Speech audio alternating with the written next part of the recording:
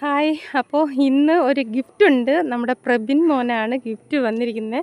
ചേട്ടനത് വാങ്ങിയിട്ട് ഇതാ വന്നു. പ്രബിൻ മോനെ അറിയില്ല ഇങ്ങനെ ഒരു ഗിഫ്റ്റുള്ള കാര്യം. അപ്പോൾ ഇതാ പൊട്ടിച്ചുകൊണ്ടിരിക്കുമ്പം പ്രബിൻ മോൻ അതെന്താണെന്ന് ചോദിച്ചും കൊണ്ട് ഓടി വന്നിരിക്കുകയാണ് ചേട്ടനടുത്തേക്ക്. നമുക്ക് എന്താണെന്ന് അവനോട് പറഞ്ഞില്ല കേട്ടോ. അവൻ എന്തായാലും ഭയങ്കര ഹാപ്പിയിലാണ് കേട്ടോ. ഭയങ്കര സർപ്രൈസായിട്ട് വന്ന ഗിഫ്റ്റാണ്. നമുക്ക് ഇസ്രയേലിൽ നിന്ന് അവൻ്റെ ഒരു ആൻറ്റി അയച്ചു കൊടുത്തതാണ്. ഫ്രണ്ടാണ്. അപ്പോൾ അവൻ ഭയങ്കര സന്തോഷത്തിലെല്ലാം കൂടെ വലിച്ചെടുക്കുന്നു. അത് അവനുള്ളതാണെന്ന് അവനോട് പറഞ്ഞപ്പോൾ അവന് തന്നെ പൊട്ടിക്കണമെന്ന് വാശിയായി. എന്നാൽ ചേട്ടനത് പൊട്ടിച്ചു കൊടുത്ത് ഭയങ്കര സന്തോഷമായി. അപ്പോൾ ആദ്യമായിട്ട് എടുത്ത ഗിഫ്റ്റാണ്, പെർഫ്യൂമാണ്. അവന് പക്ഷേ പെർഫ്യൂം ഇഷ്ടമല്ല കേട്ടോ, സത്യം പറഞ്ഞു. പക്ഷേ ആൻറ്റി കൊടുത്തയച്ചു എന്നുള്ള ഇതുകൊണ്ട് അവനത് ഇഷ്ടമായി, ഒത്തിരി ഇഷ്ടമായി. എന്തായാലും ആദ്യത്തെ ഗിഫ്റ്റാണ്, അവൻ്റെ ജീവിതത്തിൽ ആദ്യമായിട്ട് വന്ന ഒരു ഗിഫ്റ്റാണ് കേട്ടോ. ഇസ്രയേലിൽ നിന്നായാലും നമ്മുടെ നാട്ടിൽ നിന്നായാലും എവിടെ നിന്നായാലും ഒരു ഗിഫ്റ്റ് അയച്ച് കിട്ടുന്നത് ആദ്യമായിട്ടാണ് കേട്ടോ. ഇത് ഭയങ്കര സന്തോഷത്തിലാണ് അവൻ. ആദ്യം ഒരു വാച്ച്, അവനൊരു വാച്ച് കിട്ടി. പിന്നെ അവൻ്റെ അനിയത്തിക്ക് ഒരു വാച്ച് കിട്ടിയിട്ടുണ്ട്. പിന്നെ കുറച്ച് നെക്സ്, പിന്നെ മിഠായി, കുറേ ചോക്ലേറ്റ് ഉണ്ട് കേട്ടോ, കുറേ ചോക്ലേറ്റ് ഉണ്ട്. പക്ഷേ ഒരുപാട് സന്തോഷത്തിലാണ് കേട്ടോ അവൻ. ഭയങ്കര ഹാപ്പിയാണ് അവൻ. ജീവിതത്തിൽ ഭയങ്കര സന്തോഷത്തിലാണ് കേട്ടോ. ഭയങ്കര സന്തോഷമെന്ന് പറഞ്ഞാൽ ഭയങ്കരമായിട്ട് രണ്ടുപേരും കൂടെ തല്ലുകൂട്ടുമായിരുന്നു.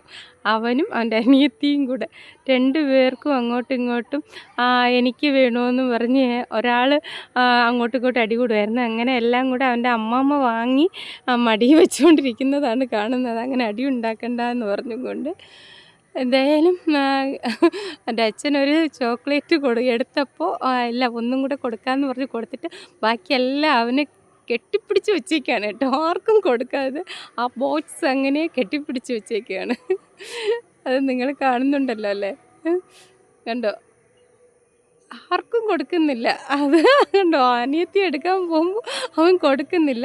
മറ്റു സാധനങ്ങളൊക്കെ അമ്മമ്മ വാങ്ങി വെച്ചെങ്കിലും മിഠായി അമ്മമ്മയുടെ കയ്യിൽ പോലും കൊടുക്കുന്നില്ല. അവൻ ഇഷ്ടമായോ വാച്ച്? അവന് വാച്ചാണ് ഏറ്റവും കൂടുതൽ ഇഷ്ടപ്പെട്ടത്. അപ്പോൾ അവനതാ എടുത്ത് അവൻ്റെ കയ്യിലൊന്ന് ഇടാമെന്ന് പറഞ്ഞുകൊണ്ട് അവനെ ഇട്ട് നോക്കുകയാണ് കേട്ടോ. അവന് ഒത്തിരി ഇഷ്ടമായി വാച്ച്.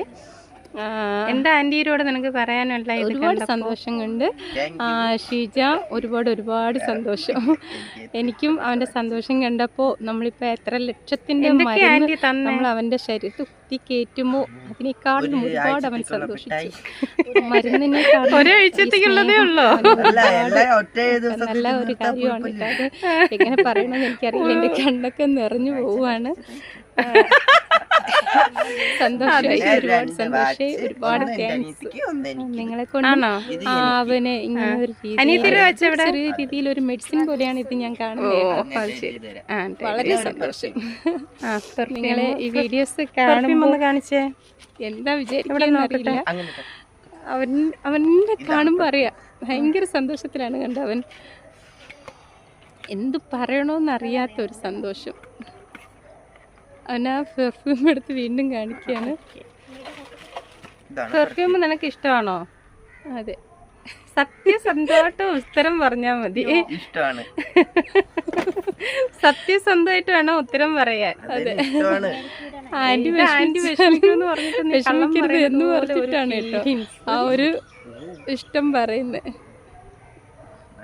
ഇഷ്ടമായോ? അവന് യൂസ് ചെയ്യില്ല കേട്ടോ. അവന് പണ്ടേ അങ്ങനെ തന്നെയാണ്. അവന് വേറെ ചോക്ലേറ്റ് ഇവിടെ കാണട്ടെ, എന്തൊക്കെ ചോക്ലേറ്റ് മറ്റുള്ളവരെല്ലാവരും യൂസ് ചെയ്യും. മോളും യൂസ് ചെയ്യില്ല കേട്ടോ. ഞാനും ചേട്ടനും യൂസ് ചെയ്യും. ഓക്കെ, ഇതിപ്പോ ഒരാഴ്ച കൊണ്ട് തിന്ന് തീർക്കും. ഇത് ഒരു വർഷത്തേക്കുള്ള ചോക്ലേറ്റ് ഉണ്ടല്ലോ ഇതിൽ കാണാൻ. ഓ, അത്രയ്ക്ക് ചോക്ലേറ്റ് തീറ്റയാണ് നീ അല്ലേ? രണ്ടുപേരാണ്. ഇപ്പൊ ആന്റിയോട് എന്താ ഇതിനെ കുറിച്ച് പറയാനുള്ളത്? Thank you so much. ഒരുപാട് സന്തോഷം തന്നതില്. ഞാൻ പ്രതീക്ഷിച്ചില്ല ഇങ്ങനെ ഒരു ഗിഫ്റ്റ് പറഞ്ഞത്. അമ്മ പോലെ എന്നെ പറഞ്ഞില്ല. ഒരുപാട് ചോക്ലേറ്റ്സ് ഉണ്ട്. ഒരുപാട് താങ്ക്സ്.